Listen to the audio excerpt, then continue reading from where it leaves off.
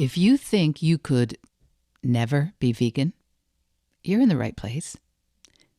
If you think there's something big you'd really like to do, but it's probably too late, you're in the right place.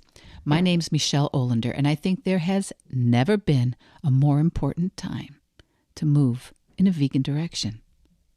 So I'm here every week to cheer you on and offer you actionable tips and strategies and ideas as you veg your best.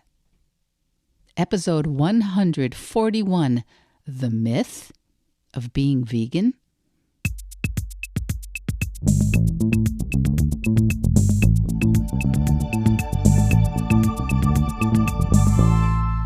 Okay, my Veg Your Besties, welcome back. Welcome back. I've been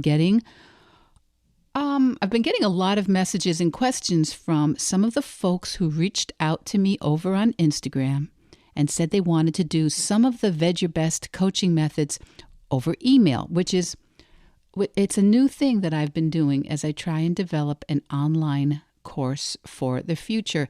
And, all I ever want to accomplish is more people believing that they can move in a vegan direction. So whatever it takes. Not everyone can or even wants to coach with me on a Zoom call every week or two. Can you imagine? There's anybody who doesn't want to do that? So anyway, I'm here for all of it. So I've been helping people to learn how to self-coach and then ask me their questions as they move along on their vegan sojourn. And some are beginning the process. Others are already vegetarian or plant-based, but they're always seeing new areas, just like I do, where we want to grow. And it's possible that even if you aren't in any of these exact situations that we're going to talk about today, there's a part of your experience, a place where you are vis-a-vis your goals and your plans that's a little bit parallel. So, for example, so many people say, maybe you bought the top of the line Vitamix, or you seriously considered it, or you put it on your holiday wish list. Maybe you made it through several of the vegan or the plant-based documentaries like Cowspiracy or Forks Over Knives or Game Changers or What the Health. Maybe you cleared out your cookbooks. Maybe you subscribed to Tabitha Brown's YouTube channel. Maybe you threw out a freezer of meat and clipped out 30 recipes for vegan cheese. And maybe you learned how to order the vegan alfresco menu at Taco Bell. Maybe you even treated yourself to some new vegan, cruelty-free cosmetics and cleaning supplies. And it all goes so well until it doesn't. And then you start thinking things like, I just keep backsliding. This is too hard. I'm not cut out for this. Because, you've tried, you've worked, you've done the homework, you've learned about the conditions of animal agriculture, you've learned about the worker conditions, the pollution, you've looked into what maybe your physician has recommended that you change in the way you consume your nutrition, and nothing really shifts for the long term. Why?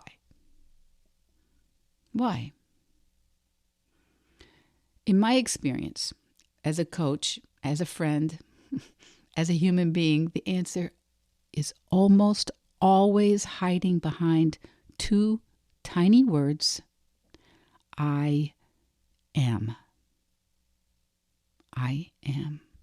I am overwhelmed.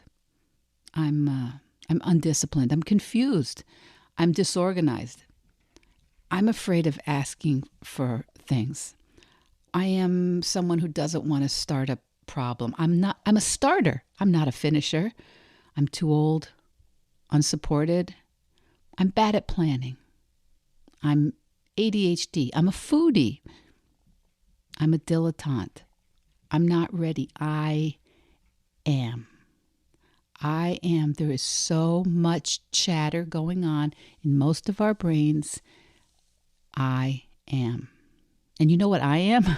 Me, Michelle, I am not kidding. I'm not kidding when I tell you that these two tiny words literally have the power to create the trajectory of your life.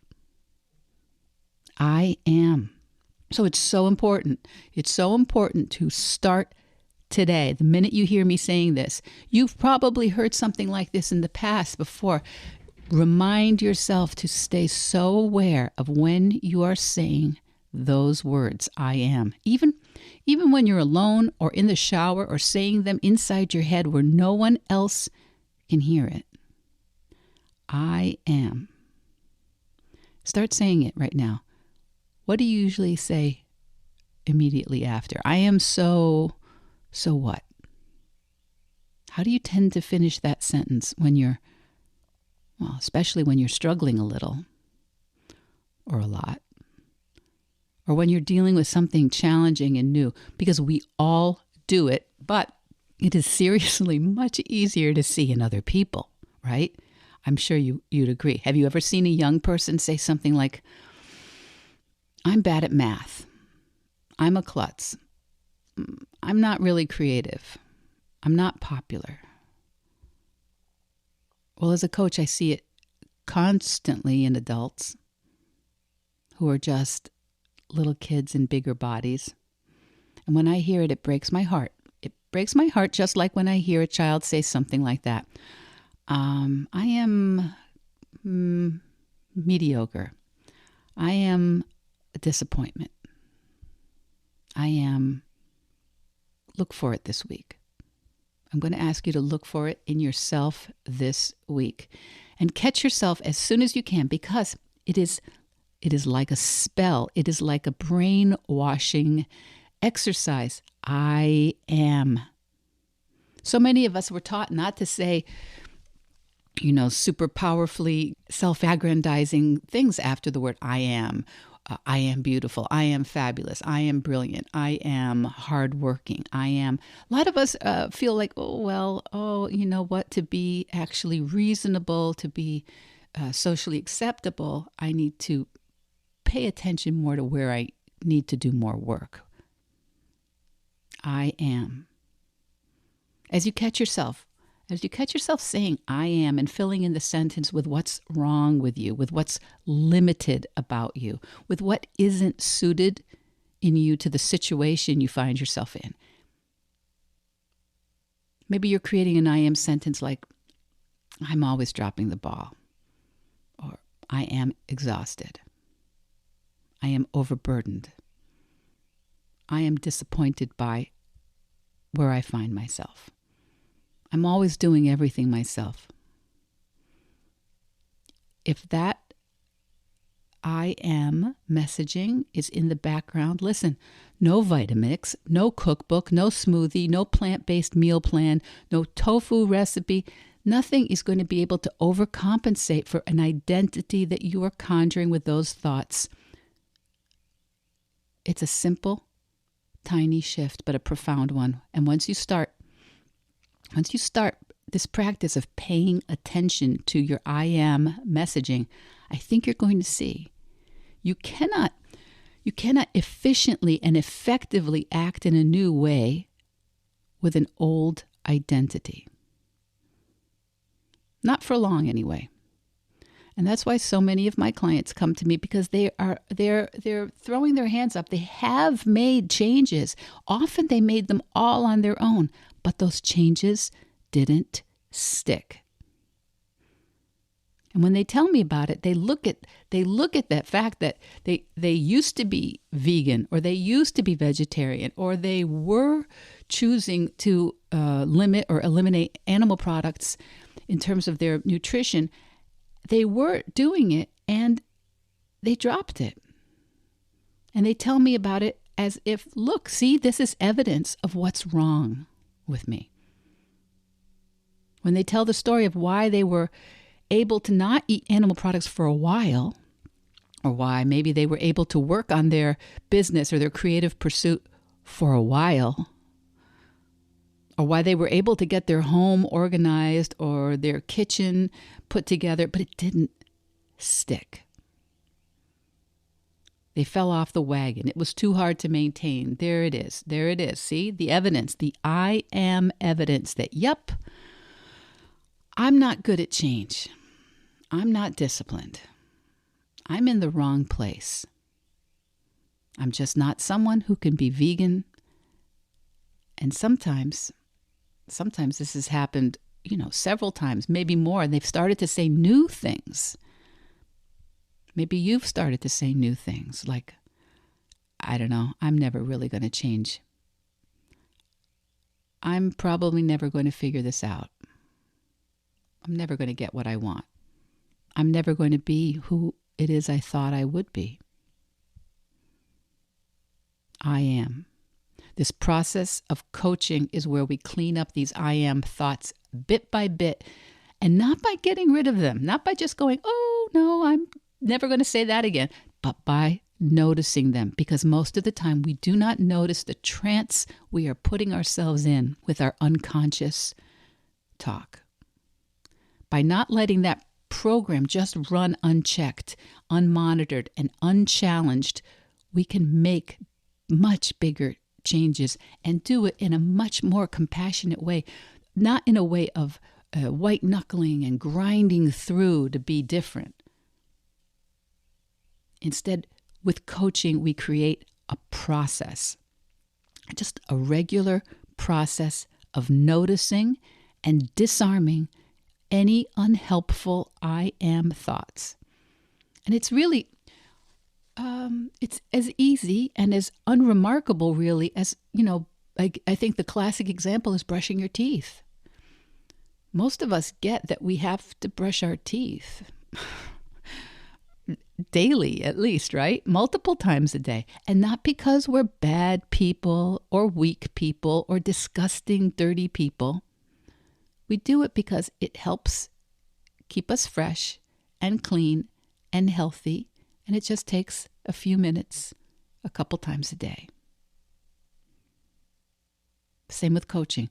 Looking for those unhelpful thoughts, particularly these I am thoughts that most of us are unwittingly using to create huge chunks of our experience here on this earth. It's just like brushing our teeth. It's like flossing. It's picking out the things that, oh, I see, that's not doing me any good. Now, at the beginning, I think I said that the title of this episode is The Myth of Being Vegan. And I hope that I've given you a little clarity about these I am statements that we're using, that we're repeating and conjuring with. I would like to offer the idea that the statement, I am vegan, I don't think it's a thing. I don't think it's a true thing that you can prove. I think I am vegan. I think that's just a thought. Maybe it's a belief. Maybe it's a belief, and a belief is just a thought. It's just a thought you keep thinking a whole heck of a lot. Or a thought you have on speed dial or redial, or it's just a belief. It's just a big, powerful thought. And I am vegan is, I think, one of those thoughts or beliefs that can be motivating, but it can also work against us when we haven't developed the actions and the processes and the practice to support it. Now, I say I am vegan. I say it as a shorthand. I say it as a way to communicate. Sometimes instead of saying what it is I really focus on, I make it a practice. I guess I could say, hi, my name's Michelle. I make it a practice not to buy, consume, or use animal products or to take part in activities that exploit or hurt animals to the best of my ability. And I try to do that practice better and better all the time. So, in my defense, often I say, yeah, I'm vegan. What are the vegan options today? Or can I see the ingredients? So I say I am vegan, but I am vegan is the shorthand for what I do, the process, the practice I've developed. one practice at a time, sometimes multiple practices adding on. But being vegan, it's not a personality trait you're born with, right? It's not a matter of finding just the right recipes, tools, products.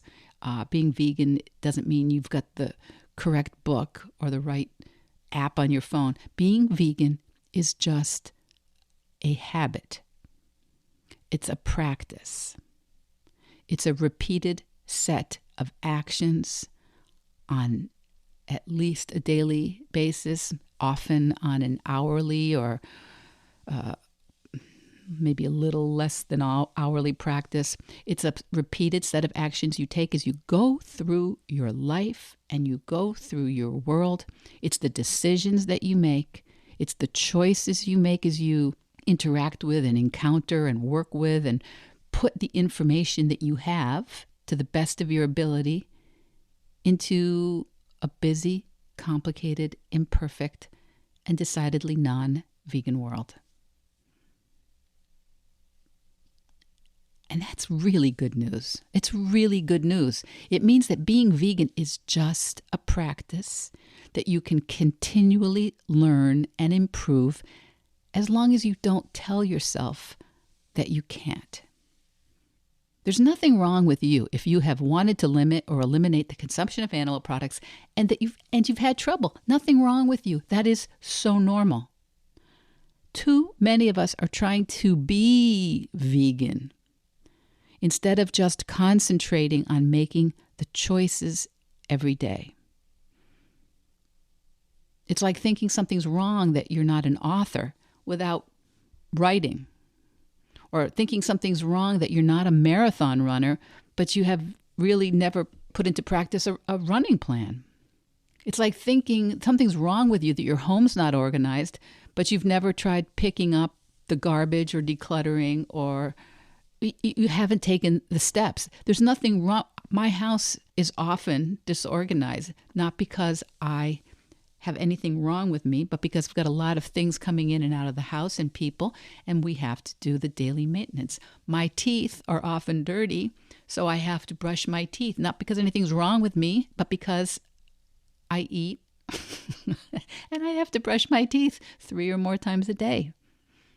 Coaching is the way I help you notice your story about veganism, your I am, the story you're telling about yourself because of the thing that you're not actually even doing. I'm going to say it again because I think this is one of my favorite insights for me.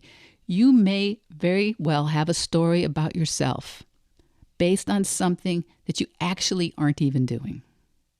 You aren't doing it. You aren't writing. You aren't choosing plants for lunch. You aren't throwing out the things that you don't use anymore or bringing them to the donation center. You're not doing those things, and then you're telling yourself, I am struggling. I am unsupported. I am too old to try these new things. You aren't doing something, and then you tell yourself, I'm not wired like those other people who do it. I'm not ready. I'm not in the right community. And if that makes you sad, if you are upset about something like this, it's so important. We can just have a quick talk. We can do a quick email. Let's talk. Let's see if coaching is something that can help you make progress in an area you've been struggling with. If you're having trouble, it's because something about your I am messaging is at odds with the fact that all you need to do is start a practice to make progress, and only progress.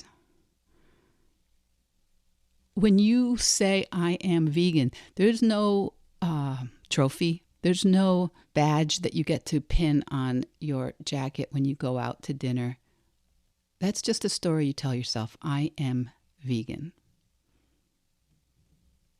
What's important is the choices you're making in the morning, in the afternoon, at night.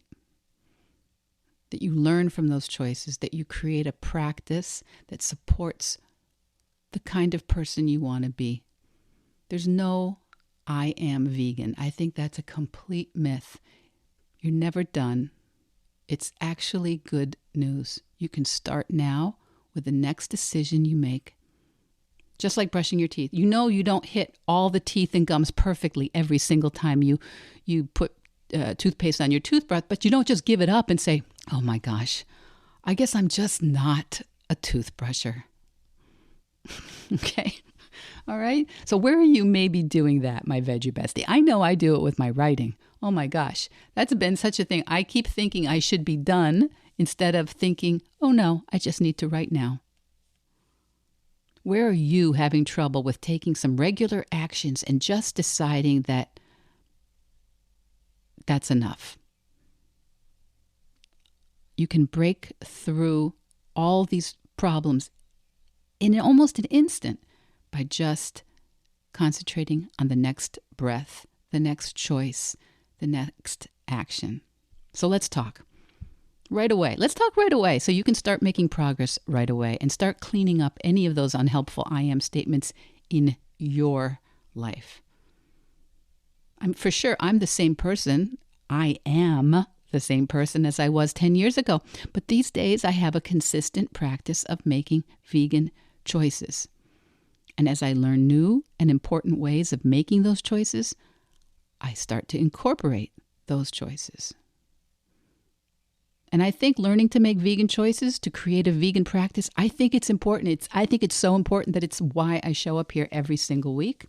I think it's important enough to the health of our planet and our families that it is worth starting now, worth doing imperfectly now, so that you can learn how to do it more easily and with greater enjoyment. And I would love to help you. Okay, kids, that's it. That's it for this week. Lots of great interviews coming up soon on this podcast, so keep listening. And until next week, veg your best. Veg Your Best podcast production, music, and editing by Charlie Weinshank. Thanks, Charlie. Before you go, it would mean so much to me and the Veg Your Best team if you would hit subscribe, leave us a 5-star review, or share with someone you think might be interested. Something about algorithms, it helps bump us up a little in the rankings, and that's the best way to help others find the podcast and for us to find our audience. So, until next week, make it easy and veg your best.